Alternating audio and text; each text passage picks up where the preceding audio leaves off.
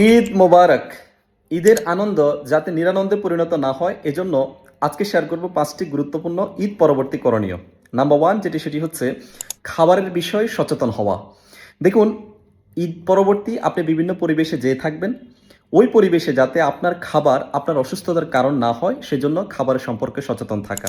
আমরা রমজানে এক ধরনের খাবারের প্যাটার্নের মধ্য দিয়ে গিয়েছিলাম এবং ঈদ পরবর্তী সময়ে আপনি হয়তো বিভিন্ন পরিবেশে বিভিন্ন ধরনের খাবার পেয়ে থাকবেন। তাই অতিরিক্ত খাবার একসাথে ভক্ষণ করা থেকে কিংবা অতিরিক্ত ভাজা পোড়া বা মশলা জাতীয় খাবার খাওয়া থেকে বিরত থাকুন। সেকেন্ড যেটি হচ্ছে আপনার বডিকে অ্যাক্টিভেট করুন। রমজানে হয়তো নিয়মিত ব্যায়াম করতে পারেননি, ঈদ পরবর্তী সময়ে বডিকে অ্যাক্টিভেট করুন, নিয়মিত কনসিস্টেন্টলি ব্যায়াম করা শুরু করুন।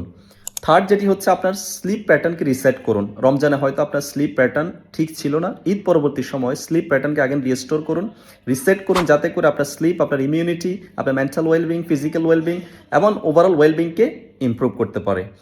ফোর্থ সেটি হচ্ছে ঈদ পরবর্তী অনেকে সোশ্যাল মিডিয়াতে তাদের স্টোরি এক্সপিরিয়েন্স শেয়ার করে থাকবে, আর সেগুলো দেখে আপনার মন খারাপ করার দরকার নেই, তাদের সাথে কম্পেয়ার করার প্রয়োজন নেই। আপনি যত বেশি তাদের সাথে কম্পেয়ার করবেন তত বেশি আপনার মেন্টাল ওয়েলবিং খারাপ হবে।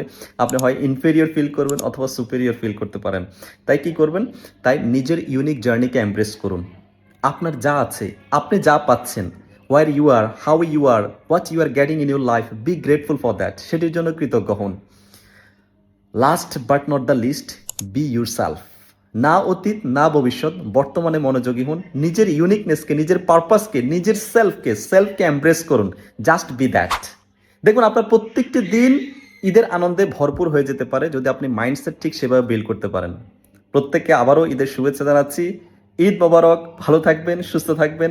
দেখা হবে পরবর্তী ভিডিওতে। আল্লাহ হাফেজ। আসসালামু আলাইকুম।